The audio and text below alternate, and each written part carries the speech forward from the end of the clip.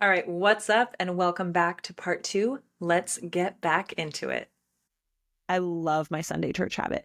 And like I said, I've made a lot of friends at church, which fills my heart so much. I do Bible study usually every week. We had a book club because my pastor at my church wrote a book. And so there were little book clubs like that we do to talk about the book. So I've been really plugging in the last 6 months at my church, and it's been so beautiful. I started being much more decisive in like what I was no longer going to do as far as like new age and new thought. I was much more open to people being like, hey, do you know that this is actually da da da da da, all of that. And I also very much felt my natural discernment become more attuned. My discernment got up leveled in a way that was like, my intuition was like, no, this is a no, or this person's a no. And my intuition has always, or at least in the last several years, been like so accurate and so just so good. My intuition is awesome. And like my gut instinct is really great. And it sharpened even more to where I'm like, you know what? Actually, I don't think this person is. I thought that they were supportive and part of the right path to take, but I don't think they are, or this thing that I was doing, whatever, right? And I will say too, like in the last 6 months, I started listening to the Bible again from the beginning. So, started in Genesis 1. And for a while I was listening to it kind of randomly, like if I had a lot of driving to do or like during a massage, because my massage therapist is a Christian as well. And so we talk about God a lot, like during massages, and talk about like spirituality and like how incredible God is and how the universe works and things like that. And so we'd listen to the Bible during massages, but I wasn't like in a really consistent habit with it. But I will say now I listen to my Bible or read my Bible daily. And I've been doing that the last like couple weeks. And I'm in the book of Isaiah now. So I'm like a little over halfway through the Old Testament. And I'm so excited to get to the New Testament. I'm like really just want to like jump to the New Testament. But like I said, I've never, or maybe I didn't mention this, I've never read the Bible start to finish before. I went to Christian college, as I mentioned, and as a requirement, we had several like religious courses to take. I took a class on the Old Testament. I took a class on the New Testament. I took world religions. There were like a couple other, I think, religious courses that we needed to take, that we were required to take. So like I've studied the Bible quite a bit.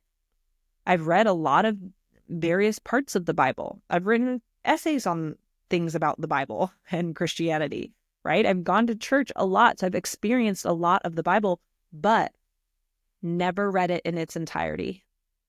And I do think like, and so that's again, when I was talking about like the arrogance thing and ignorance thing, I'm calling myself a Christian and saying I follow Jesus and Jesus is number one, and I've never read the Bible fully. And this is no judgment because I know many Christians have not read the Bible fully, and you can be a Christian without, let me be clear, you can absolutely be a Christian without reading the Bible completely, right? And God says in the Bible, like the way to know me and to get close to me is through reading scripture. It just didn't feel right to be like, oh yeah, I'm a Christian and like all this stuff and not have like read the Bible fully. So I'm, like I said, book of Isaiah, about halfway through the Old Testament. I think the Bible, I'm forgetting off the top of my head. I think the Bible, if you're listening to it, it takes about 80 hours, 70 or 80 hours. And like 2/3 of that is the Old Testament. So the New Testament, especially since Jesus is there, is going to like, we're going to blow through that once it comes. Or maybe not, because I want to like probably pause and slow down. I don't know. But something that's so cool. Jesus is also in the Old Testament, like not literally the man Jesus, but the prophecy, like it's so cool. It's so cool. And too, like even just like stepping away from the Bible as a Christian, like I feel like everyone should read the Bible. And this isn't me trying to like be a disciple, right? And convert people. Not at all. I'm like, this is, whether you believe it's true or not, this is one of the most popular books and stories. If all you think it is a story, it's one of the most popular stories in all of human history. Worth a read then, just for that alone, right? So we're working our way through the Bible. I'm in my like steady, consistent church habit. And what I will say with this is when I made this shift about 6 months ago, so many things started to change. And I did have a moment a couple months ago where there was a big shift, but hold on, sip of water. And I will say, so 2024 has been a frustrating year, or was a frustrating year for me. It was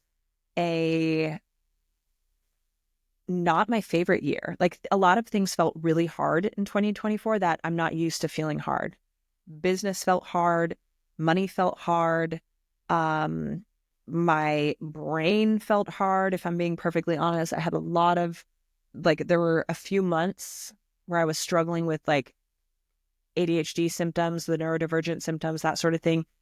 That was just getting really frustrating. It was just getting really annoying and really frustrating. And so, like I said, this year just felt frustrating and it felt hard. And I thought, like at the start of this year, I thought that this year was going to be like a rocket year, like launchpad year where like so much was going to happen. And by so much was going to happen, I thought a lot of external results were going to happen.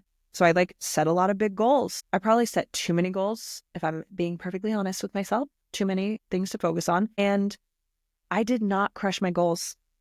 I did not crush my goals. I did not crush my goals the way that I hoped. I did not crush my goals the way that I thought I would. Yes, I made progress on many of them. I made meaningful progress on a lot of my goals. But looking back on like the start of 2024 and the end of 2024, if looking in from the outside, it doesn't look like that much changed, which like the perfectionist in me, the former perfectionist in me, the former high achiever in me, my ego does not like that.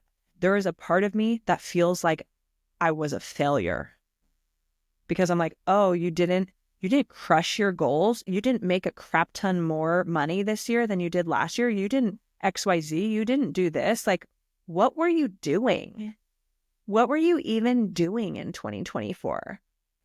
Some things were worse in 2024 than previous years, right? Like, so that going on, like my ego does not like that. I'm like, woof, that is humbling, right?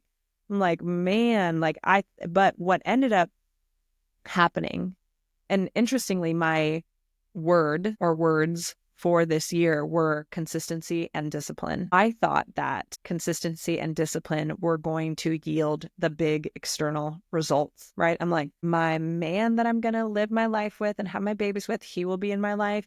My business is going to do XYZ. I'm going to have these sorts of, or like this business is going to do XYZ. In this business, this is going to happen. In this business, this is going to happen. I'm launching this new thing. This is happening, right?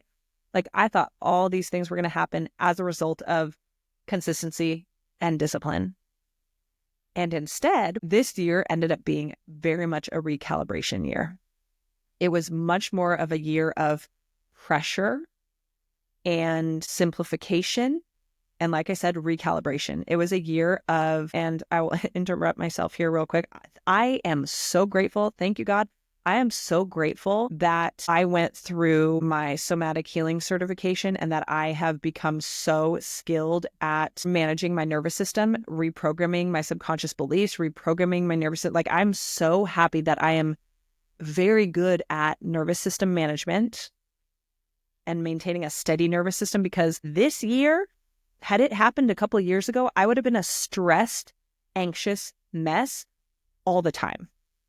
I wasn't this year. There were plenty of things and I've had so many conversations with friends where I'm like, yo, if this had happened a couple of years ago, I would be having panic attacks. I would be so stressed and so anxious. And yet I didn't deal with any of that kind of stuff. Like there were moments maybe of stress and anxiety, but I'm like, no, consistency and discipline. It's not yielding the results I thought it would, but I know that the way out, right, the way through is consistency and discipline. And what that consistency and discipline ended up evolving into was devotion, right? And so what it ended up looking like I said, was simplification. The pressure and the frustration, and as I mentioned, a lot of things being hard that aren't usually hard, right? Like with my business, I had gotten used to a certain level of effortlessness, right? Talk about a program, talk about this, right? It would be easy for people to want to work with me. This year, it required a lot more work for the work. And it required a lot more work. And then there were less results too. Not less results, but like less to show for it, right? So I worked harder to yield fewer accomplishments or fewer results. And so that was really frustrating.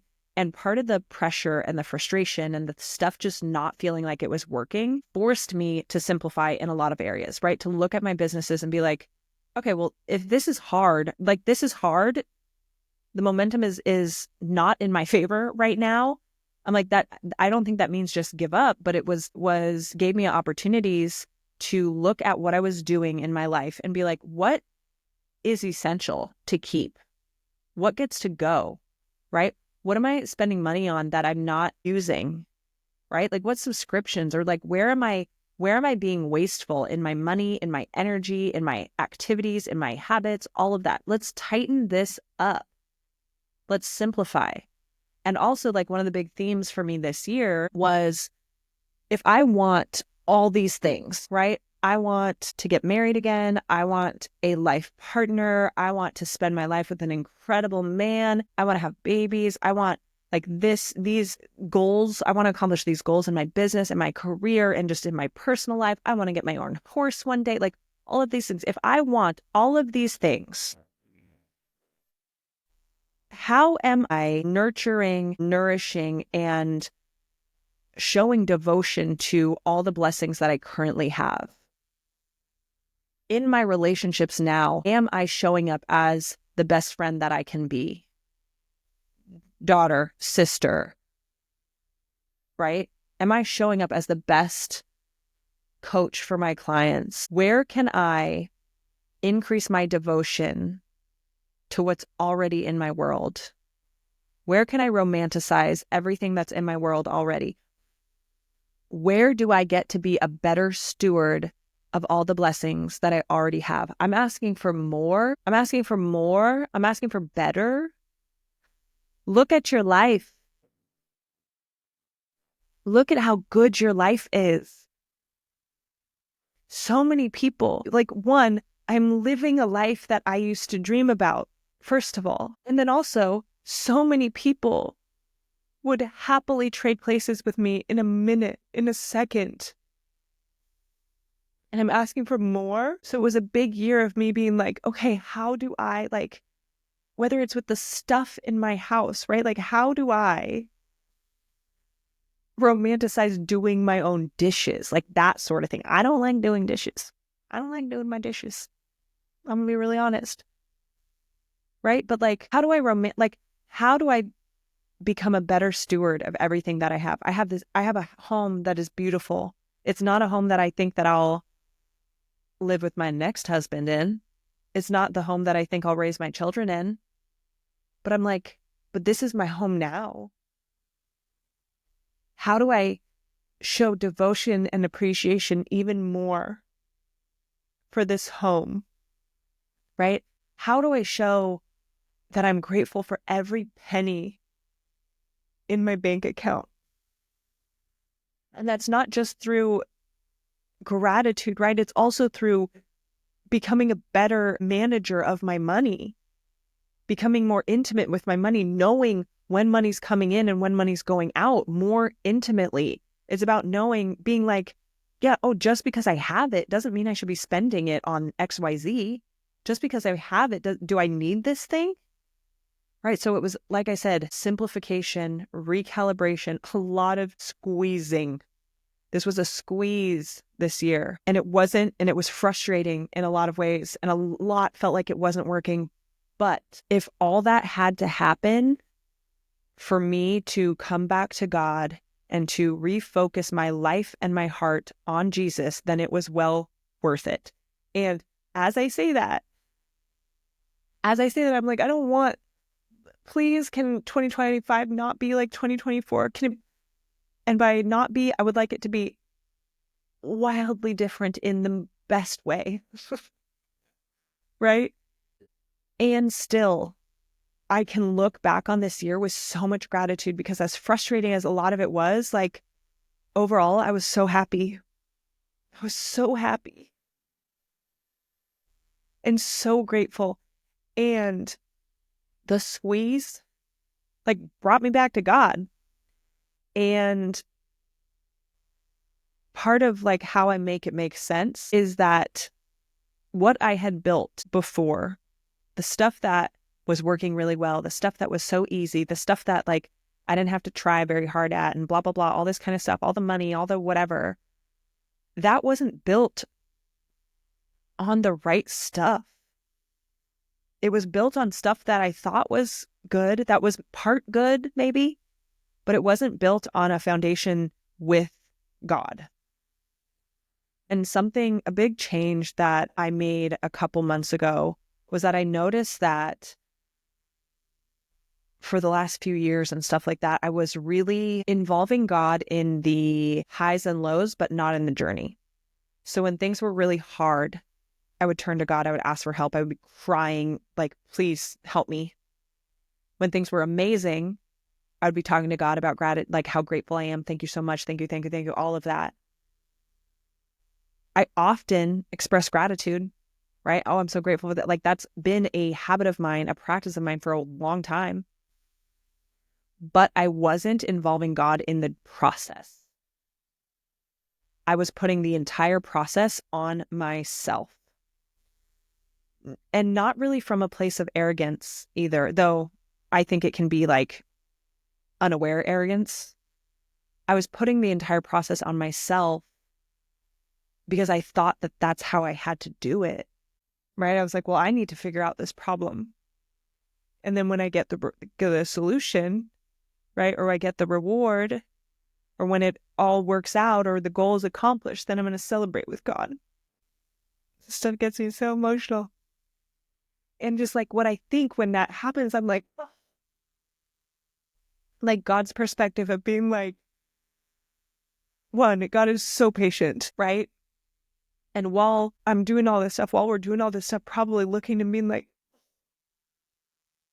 oh, I don't want, I'm like, this is one of the other things that's been happening the last 6 months is I am at the verge of tears because of God all the time. Not like just like through my normal day. Oh, sometimes through my normal day, let's be real. But like when I think about how incredible God is and Jesus is, like it's like tears easily. And so in these moments, right, I think of God just looking and being like, girl, like my sweet girl, you don't have to do that alone. Like, why are you doing it all by yourself? But it's one of those things that, like, my child, why are you doing this alone? Like, I'm here if you need me, though. And while I wasn't in like a conscious rebellion against God, it didn't feel like a rebellion at all. I was not involving God in the process. And so a few months ago, I was like, you know what? I'm involving God more. And the turning point, what happened was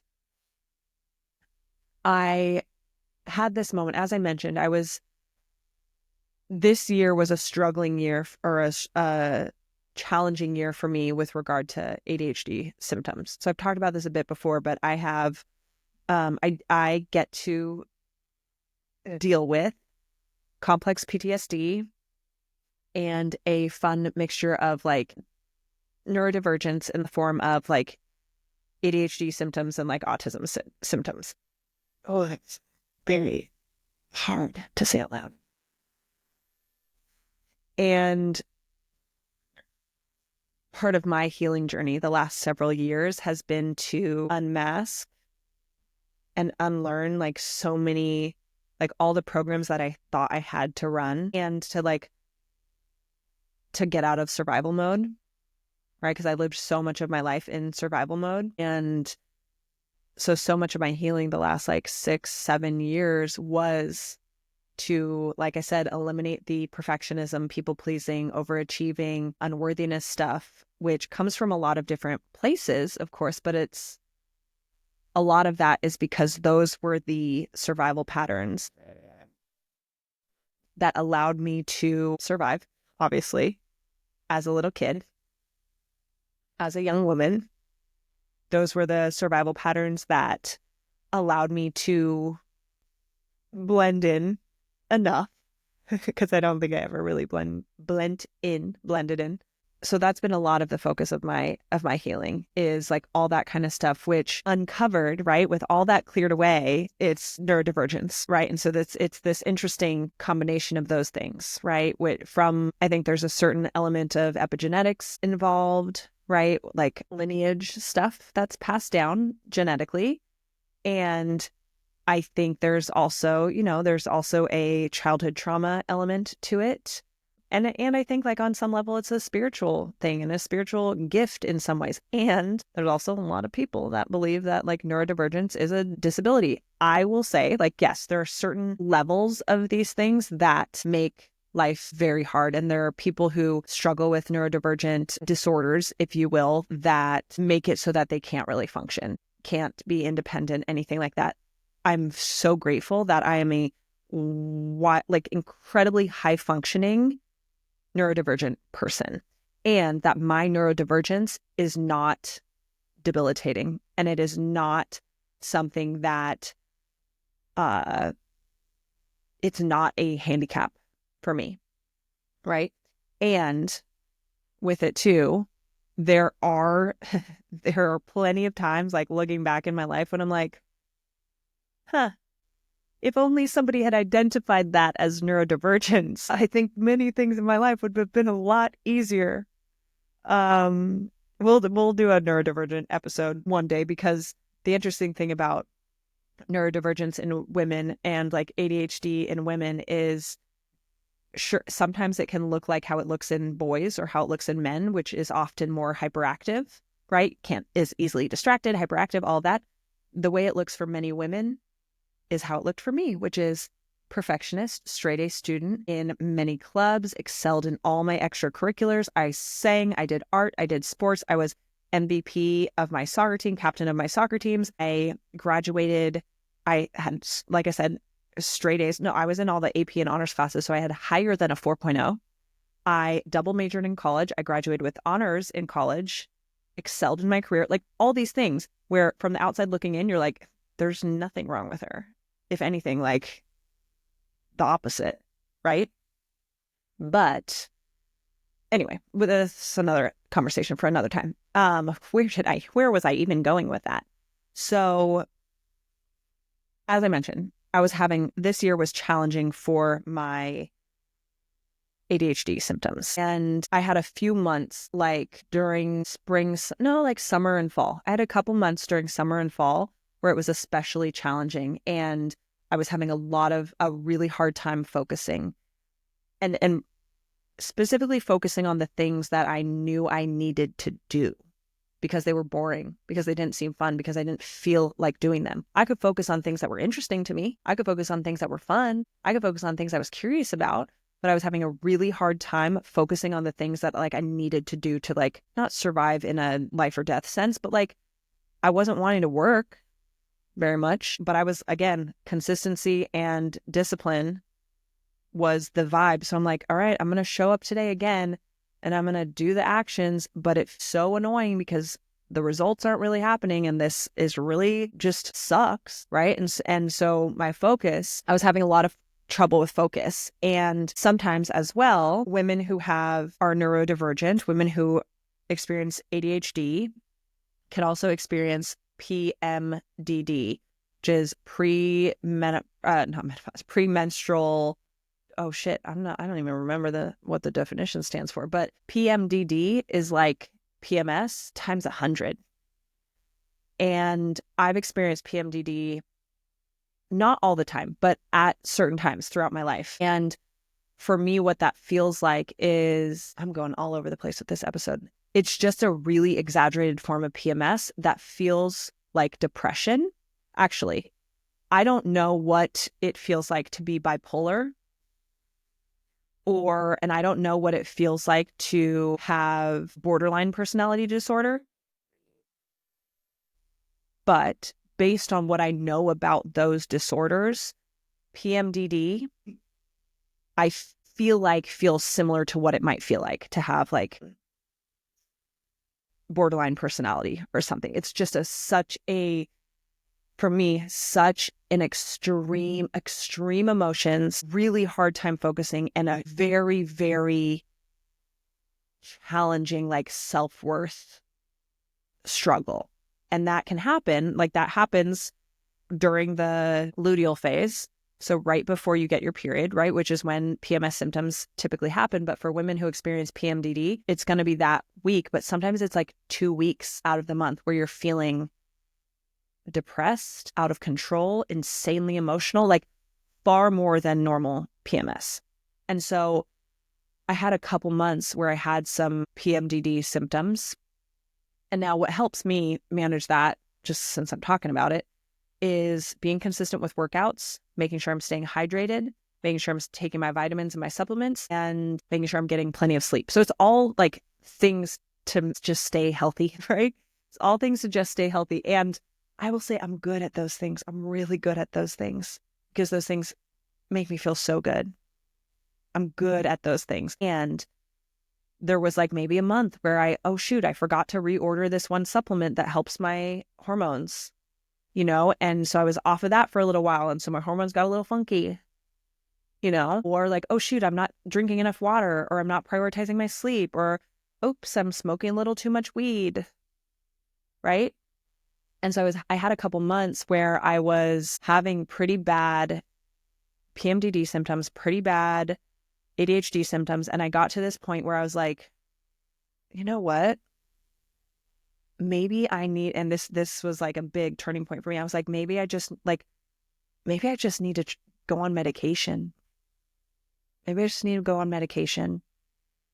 And I want to say too, like, I don't want anyone, if you use medication the way that it's prescribed for your mental health, I don't think there is anything wrong with that. I don't think there's any shame in that. I don't want you to feel ashamed by that at all. Like, I think we each need to choose what the best path and method is for ourselves, right? Or with the support of your doctor or therapist or whatever. I have never done any sort of psychiatric drugs or anything like that. Like, I barely like to take like Advil or anything like that. I mean, all things that have helped me drug-wise, right, is like some weed sometimes, like at night to sleep or to calm down or to slow down my brain, right? Or micro dosing psilocybin mushrooms. That is often a very like good steadier for me and helps me focus a lot. And so like that's the only sort of like outside thing. Sometimes nootropics. I don't drink coffee, anything like that, but anyway, so I was having a really hard time focusing, and I was also, and being consistent with my focus and also focusing on the right things, right? Focusing on the things that are going to keep my business running, focusing on the things that are going to continue to make me money. Like, I was having a really hard time staying focused on those activities. I was only wanting to do the fun stuff, the stuff that felt good, the stuff that was interesting. And so I got to this point, and then also just like emotions were wild. And it'd be like a full 10 days before my cycle. And then like really like I had 10 days that were good out of this month. Like, that is not sustainable. What are we doing? And so I got to this point where I was like, you know what? Maybe I need to be on medication. Like, why do I feel so much shame around that as a solution? I'm like, maybe just go on medication. And it'll like, what if that changes things for you in a night and day kind of way? What if that is an absolute game changer for you and you feel too ashamed and too broken? Like, if you do that, right? I have this voice in my head that was like, if you do that, there's something wrong with you. That was the voice that was in my head. And I was like, why am I letting that voice win? Like, what if that is really helpful for me? And I will say too, part of my resistance to that, sure, is the like shame piece, but that's a much smaller piece, because my resistance to medication, because I didn't want that to be the solution. I never felt like I needed to use medication in the past. I've never, like, I'm like, I don't want that. But like, what if, like, why am I being so resistant to it? Should I just explore it? Like, maybe this is going to fix things. But why I didn't want to do it is because when I'm in a good zone, I love how it feels and I love it. And it works for me. Right. So I was like, it's not, but also, like I said, this last year was hard. And so I was like, well, based on results, girl, you haven't necessarily crushed it this year. So maybe you need a little help. Maybe you need a little help because you're not doing it on your own. Not good enough. So part of why I didn't want to do it is because I didn't want it to change my like normal personality and my natural personality. Those kinds of drugs can be really addictive. Those kinds of drugs can also, they're just overall not good for you long term.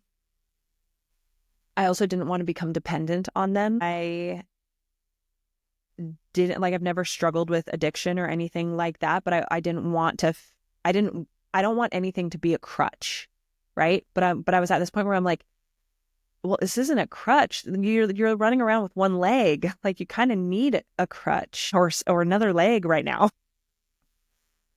And so I really like, I came to this place where I was like, you know what? We just need to explore it. Like humble yourself and ask for some help. And if right now this is the help, and the way that I thought about it, I was like, you know what? Here's what I'm going to do. I'm going to look into this. I'm not making a clear decision, but I'm going to look into it. I'm going to start having some conversations. And maybe what I can do is maybe I can go on a really, really low dose of whatever medication. I can go on a really, really low dose of like a Vyvanse or something like that I only use like 3 days a week. Because I'll be perfectly honest, I don't need more than 5 hours a day. And that's generous. I don't need more than 3 hours a day of really focused work time. 5 hours, crushing it. 5 hours is great, right? So I'm like, maybe I just go on a really low dose and I do it 3 days a week, 4 days a week. And I just zone in on those 4 days, like for those time blocks that I'm using it. And I get everything done that I need to get done. And then I don't take it for like 3 days. So like a microdosing schedule. Maybe I just do it that way. I take the weekends off, or like I take, Thursday, Friday, Saturday, Sunday off. So it's just like Monday, Tuesday, Wednesday. And I stack those days with productivity. And then I kind of detox it for the rest of the days. And I'm like back to my normal self. And so that's what I was kind of thinking I would do. And I was like, I'll do that. And then maybe I just do it for a few months. I do it for a few months. It'll be like training wheels for me to reestablish my relationship with focus and consistency. It'll be training wheels for me to get back into some of these habits that I'm avoiding right now. It'll be training wheels for me to be more consistent with the stuff that I don't feel like doing, to be perfectly honest, right? And so once I start to get that habit again with the help of this medication, once I feel like I'm doing that consistently, I can start like weaning off of it. So that was my plan, which honestly, I think is like a very reasonable approach. I'm not a doctor, so I don't know if that's how it would work, right? But that was where I was at. And so I reached out to a friend of mine who is a therapist and was like, hey, and it's a man, so I wouldn't, and we dated. So I also was like, you're not going to be my therapist, right? But I was like, hey, here's what I'm going through, and I'm considering the possibility of medication.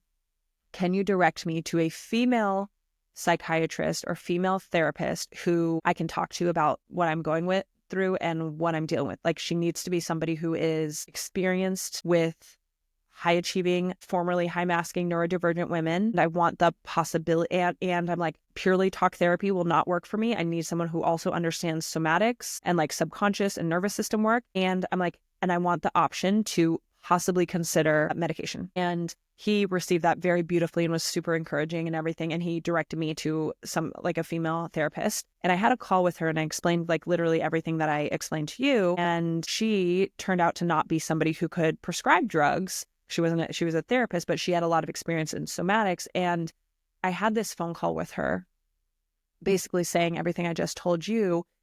And it felt really liberating and really freeing. And I felt empowered and encouraged. But when I hung up the call with her, I burst into tears. I was in my bedroom when I was on the phone with her, just like sitting on the floor or walking around or something like that. And when I hung up, I just started crying. And at first I sat on the edge of my bed just crying and talking to God. And then I fully was like down on my knees in prayer with my hands up, basically saying like, God, I really don't want to go on medication. Like, I don't think it's necessary. I really don't. I'm like, I have so much evidence in my life of doing so many amazing things. I have so much evidence in my life of being focused and consistent and disciplined. I have so much evidence in my life of producing big, incredible results. I'm like, I really don't want to use medication. I'm like, but right now, that's the only solution I can see, because I'm not figuring out on my own right now. Like, I haven't been figuring it out on my own. And so right now, like, I can't, it's either medication or something else, right? But right now, the only option that I'm seeing is medication. And I'm like, and I do not want that to be the solution. I'm like, so I'm begging you. This makes me so emotional. It wasn't that long ago. It was maybe like 4 months, 3 months. And I said, like, I am begging you. Please take this away from me. Like, please. Oh gosh, crying on the internet, you know? I'm begging you, please. Help my brain. Help me focus. Help me be consistent. Help me be disciplined. Like, whatever it's going to take. Like, I really need help. And I said all this, like, crying, much like I'm crying now. No, actually, just kidding. The way that I said it when it was happening, I'm like sobbing, tears everywhere, like mess. And I said that and I was like, I know that you can fix this. I know that you can fix this. Please fix this. And then literally the next day, things were different. And I'm not going to lie to you and say, like, it was a night and day difference. It was completely gone. I'm not neurodivergent anymore. I'm not going to say that because that's not true. It wasn't a night and day difference, but it was enough of a difference, enough of a noticeable difference in my focus, in the internal chaos, in my discipline, that I knew, like, it was enough of a change to where I knew that I had been heard. I knew that I had been heard. I knew that I had been listened to. And I knew that I was being answered in a day. Like, literally in one day. And I will say, it hasn't been night and day. But it's been a gradual, steady improvement. And between that day that I was on the floor in my bedroom crying in prayer to God, and the next day, dramatically different. And so it was then, that day, that I was like, okay. And I was like, I know that I've been making my way back to you, and like, I'm here. I was like, okay, I'm here. You have me. And since then, again, I still get to use my tools for, like, nervous system management, focus, all of that, right? I still get to use those things. It's not like every day I'm like sitting down and like so focused all the time on all the top priority things. It's not like that's happening. But again, there was a very clear change, and a change that has been sustained the last few months. And not only that, but a lot of opportunities have started to come in. And that started happening even before I had that, like, come to Jesus moment on the floor in my bedroom. A lot of opportunities started to come in when I started to be like, okay, I'm getting back to church. I'm going to do Bible study. I'm listening to my Bible, right? Like, when I started taking clear action from that new heart posture, because it's not just about action. Right? It's about a personal, intimate relationship with God and your heart being changed. And so my heart was changing, and I was starting to take a lot more action. And since then, I started seeing opportunities come in. I started seeing things have momentum that had been really stagnant for a while, right? Things that I'd been working on earlier in the year that were just like feeling hard and frustrated. finally frustrating, finally started to move again in new ways. I started, and then too, after that moment of really like coming to God in humility and being like, God, I need you to fix this. After that happened, opportunities continued to flow my way. Progress and momentum continued to happen. New solutions to other problems and other frustrations continued to present themselves without me doing a whole lot, right? I started meeting more Christian men very organically, very like, just out in life, right? And I'm like, oh, interesting how that happens. Right? And the other thing too is like, I made that commitment that I was like, all right, God, I am not leaving you out of the journey anymore. And the thing about God is omnipotent and omnipresent and omniscient. It all kind of means the same thing. God sees and knows everything and is everywhere all at once, all the time, forever. And so I'm like, I know you see everything that's going on. I'm like, but I am going to invite you in, and you are going to be my teammate every step of the way. And so after that happened, I was like, you guys know me, shoot. At this point, like we're at the 2-hour mark. I like to chat. If you see me in my Instagram stories, I'd like to yap. If you're one of my friends, I love sending me some voice notes, right? I talk when I'm by myself. Often. I live alone. I have a dog. I'm talking a lot. And one of the changes that I made was like, God, we are going to be chit-chatting all day long. And since then, since all of that happened, I'm like, when I'm talking to God, like if I have a limiting belief pop into my mind, I literally say, excuse me to it. Like, and I will kind of jokingly, but it's also not a joke. I'm like, demon, back up.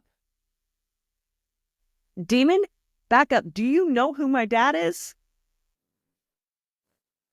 And I will literally tell God, I'm like, God, Jesus, can you get this out of here? Hey, I talk to God super fresh sometimes, super real honest, real straightforward. And even when I'm like looking at my to-do list, I'm like, hey, Jesus, what do we want the priority be? Right? Like, so I am in a very active relationship with Jesus Christ right now. But that was one of the changes too. I was like, okay, you get to be part of the process. You get to be part of my process. So you're going to be here for the steps too, not just when I'm struggling, not just when I'm winning. You are here for every step of the way as well. And so I'm going to be yapping to you throughout the day. So like I pray pretty regularly, but it's just like an ongoing conversation. Does that count as prayer? Yeah, that counts as prayer. I'm talking to God. I think it counts as prayer. And so like I'm talking to God all the time. All the time. I could probably be more. I could probably turn to the Bible. For sure I could. Turn to the Bible and turn to prayer more. But it's happening a lot still. And one of the things I noticed a few weeks ago was I was like, you know what? I don't have like a set quiet prayer time. When I am at the gym, for example, I will sometimes listen to worship music. I like to listen to podcasts. And the last couple months, so since I had that moment of like, the ADHD prayer and things changing a lot, I have been on fire for God and feeling God's presence with me so much every single day. And I am almost daily moved to tears because of how overwhelming all of that feels. And not overwhelming in a bad way at all. I am moved to tears because of how much I feel God's presence with me and how connected to God I feel and how amazing and surreal that is. Like moved to tears because of how good God is on nearly a daily basis, sometimes many times a day. And so I was like, I'm feeling so connected to God. I'm listening to like a sermon a day, sometimes more than that. I'm like rocking a like I'm rocking out to, I mean, there was a lot of Christmas music happening, which, Christmas, Jesus' birthday, but I'm rocking out to worship music. I'm listening to sermons when I'm working out at the gym, when I am walking on the treadmill. Sometimes I am just like in my mind talking to God and like thanking God for like all kinds of stuff, right? So I'm like, I'm talking to God a lot. Like, I feel like I'm doing a great job of that. I feel like I'm doing a great job of that. But I was like, you know what? I don't have a set time for prayer. And even with like meditation, I was never really in a super like consistent habit with meditation. It was more like a, if I felt like it or I wanted quiet time or whatever, right? It was like kind of a random habit for me. And so with prayer, I was like, I'm not in a regular habit of prayer. I'm like, I'm praying quite regularly. I'm like, but I'm hearing a lot of people talk about going to the quiet place with God and having quiet time with God. I'm not really doing that in like a sit down and be still kind of way. So maybe that's something I get to explore. And so I was like, all right, I get to have quiet time with God where he gets my undivided attention and I get to be still. And again, remember the ADHD stuff? I don't like to be still too much. It depends. I can veg out on my phone and be real still. I can be overstimulated, lay on the floor for 30 minutes, doing absolutely nothing. My stomach is starting to growl. It's dinner time. And so this was like a week ago. This was like a week before the new year. So I'm like not even 10 days in. And I'm in my kitchen and I'm like, okay, God, we're going to do daily prayer time. Okay. I'm like, I'm going to do daily quiet time with you to pray, to read my Bible, and just to be with you. When would you like me to do this? And I heard 6 a.m. And I'm like, huh? I was like, really? I'm like, but I'm like, I know that your girl here doesn't get up at 6 a.m. She sets her alarm for 6:30, sometimes 7 a.m. And then she likes to like lay in her bed for a little bit before she gets up. She likes her slow mornings and they don't usually start before 6 a.m. or before 6:30, especially lately because I'm staying up late lately. And I'm like, are you sure? 6 a.m. I was like, oh, all right then, sir. 6 a.m. it is. And so the next day after that, alarm was set for 6 a.m. And that night when I went to bed, I asked God, I said, okay, God, if we are doing this together, you said 6 a.m. If we're doing this together, I ask that you help me get such relaxing, restorative, rejuvenating sleep tonight. Help me sleep so well. And I want you to wake me up with purpose, with intention, with energy at 6, like right a minute before my alarm, right? Like right before my alarm. I want you to wake me up at 6 a.m. for prayer time with you. Help me, like if we're going to do this, have my back. I don't want it to be a fight or a struggle in the morning to get my booty out of bed. And that next day, I woke up, I think 5 minutes or 3 minutes before my alarm, ready to go. And I will say, because again, I've been doing this now for almost 10 days. There are some days where I wake up for my 6 a.m. prayer time, I do about 30 minutes and I go back to bed. And something I've noticed the last few days is he's waking me up 1 minute before without the alarm needing to go off, 2 minutes before, 5 minutes before, with energy. Because there were a few times when I'd be like, okay, prayer time, and I'm staying in bed and I'm listening to the Bible, and next thing I know, I fall asleep. And I'm like, sorry, God, I fell asleep, right? And so now I'm like, no, we are waking up with purpose and intention and energy, feeling rested. And I'm going to get my butt up and I'm going to sit on the floor so that I'm not at risk for falling asleep. And that time is so beautiful. I am loving starting my day that way. And sometimes I just listen to my Bible and I make progress in the Bible. Sometimes it's looking for a specific thing in the Bible and reading that. Sometimes it's me just being like, saying how grateful I am to God. Sometimes it's me just saying, hey, God, can you just hang out with me right now? And like, I want you to just like be here with me because I know how much you love me. And I want you to just get to love on me and hang out with me. So cute. And I will say, like, even now in the last few months, and so part of this journey, the last few months, I know, like, if you follow me on social media, you've seen me share a lot about this stuff lately. And I will say too, like, even recording this episode right now, I mean, I don't feel that uncomfortable because I'm recording this in my office by myself, and I'm very comfortable yapping by myself about anything and everything. And when I record podcast episodes, I don't really think about how they're then going to be out in the world in public, to a certain extent, right? There's certain things I'm not going to share, but I don't always think about like the end result. But even right now, right? Like I made a post yesterday about how sharing about all this God stuff is actually really uncomfortable for me. It's uncomfortable for many reasons. One, this is incredibly intimate. It's incredibly vulnerable, and it's very personal. My experience with God and my experience with Jesus is unique to me. You may be listening to this as a Christian, and your relationship with Jesus is going to be completely different than mine, right? You may be listening to this not as a Christian, and this could completely turn you off from me. And so as I've been sharing about this stuff more, I'm often so self-conscious about it. And the voices that like come up, right, or the thoughts that come up are, girl, you already talked about God today. That's enough. You talked about God yesterday, not again. Stop. People are going to think you're weird. People are going to think you're some Jesus freak or something. People are going to think you're like crazy religious now.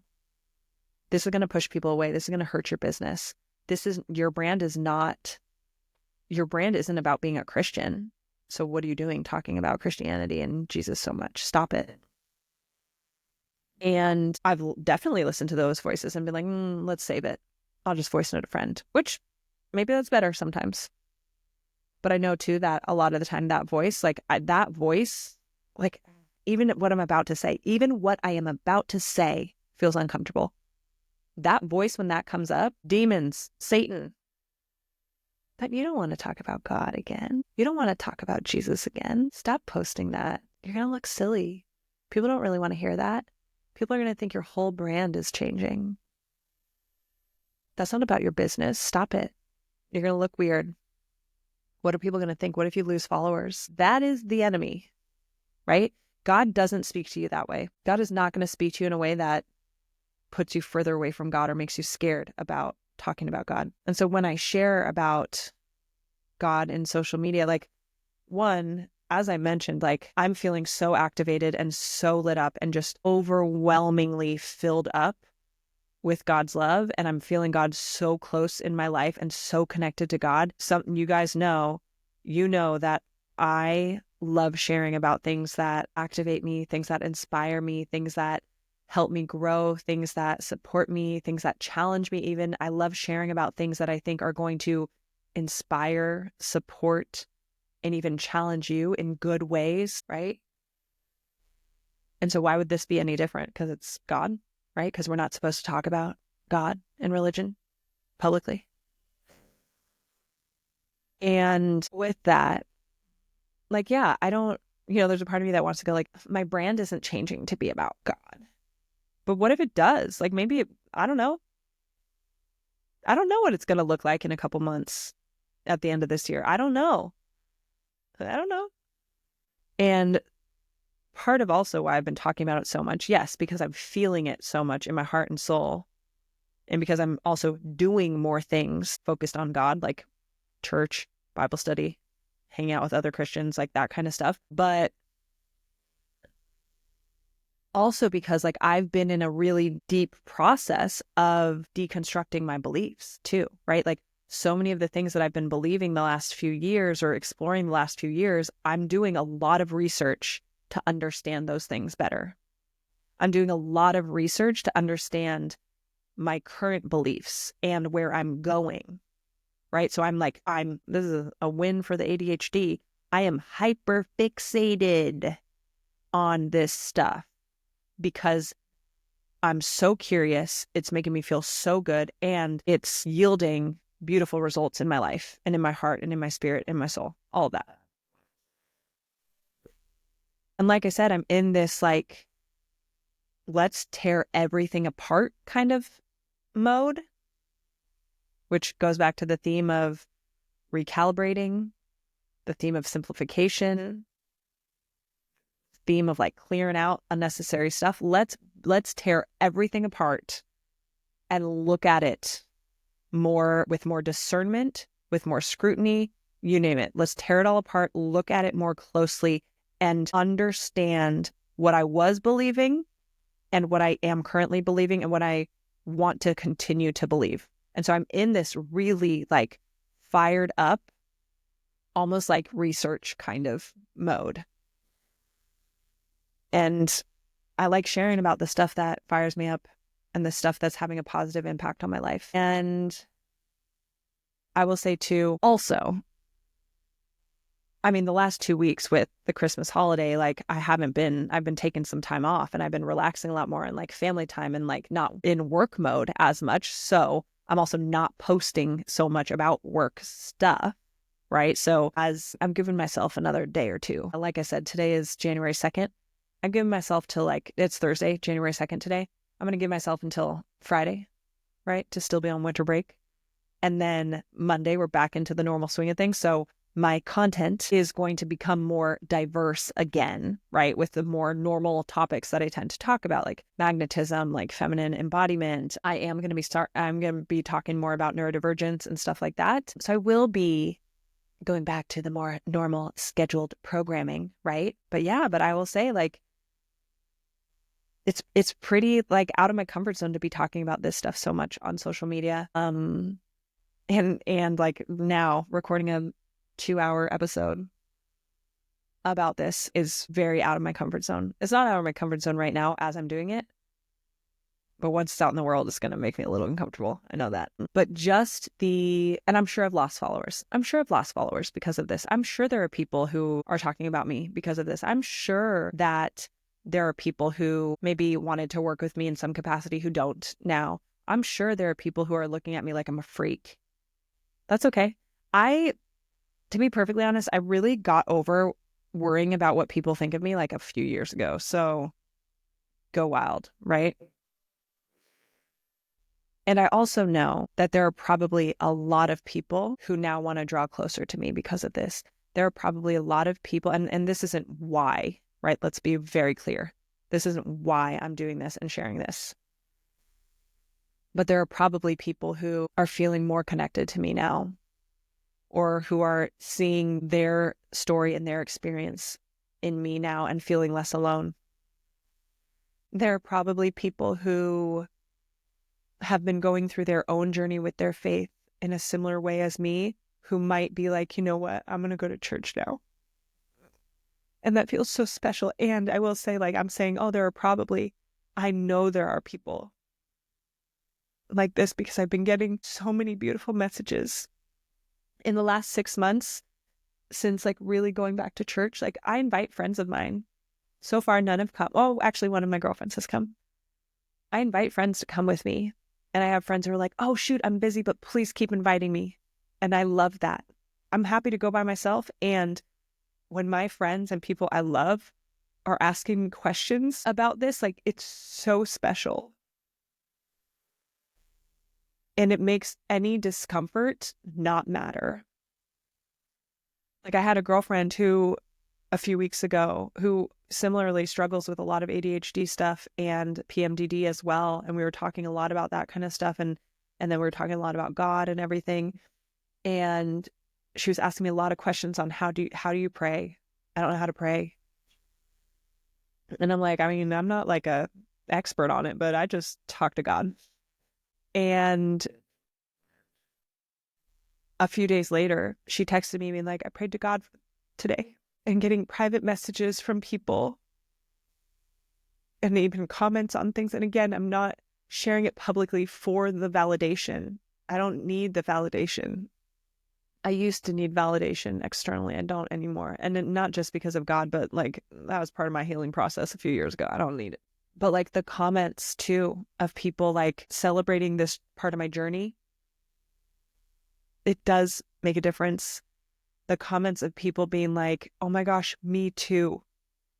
Oh my gosh, same. I came back to Jesus this year too. It just is so beautiful. And even like on New Year's Eve, like I was listening to a sermon and doing some like reflection on the year, and I sent it to my dad. I'm like, oh, I'm listening to this tonight. Like, this is one of my like favorite new pastors that I've discovered online. Like, listen, here, like, take it. Let me know if you listen to it and what you think. And like yesterday he texted me, he was like, I'm listening to that pastor. Pretty good stuff. Sounds kind of like my church. And like, I would not have, especially, this is not the conversation for it now, but like I had a lot of strain in my relationship with my dad this past year. And I would not have thought that on New Year's Eve, I'd be texting my dad a sermon to listen to, and that he would then be like listening to it and enjoying it. So all this to say, I hope in these nearly 2.5 hours, I hope that you understand my heart more. I hope that you see parts of yourself in my journey. I hope that you feel more connected to me and understand me more. I hope that this inspired or encouraged or challenged you in some way. And if this is the exit for you with regard to me, that's okay. Like I said, this isn't what my content is going to be all the time. But if this was too much for you and you don't want to be along for this direction of where I'm at and where I'm going to go with things, that's okay. It's okay. You might come back later, right? Or not. I don't know. That's okay though. I'm grateful for you having been here for however long you were here. And for those who are more excited about the journey and like being part of my journey, even if we don't know each other, even if you're, across the world or wherever you might be, just listening in, I'm happy you're here. And I'm excited to have the podcast back. I'm excited for what I see happening with the podcast this year. I'm excited just for everything I see happening this year. So here's to 2025, and I'll see you on the next episode.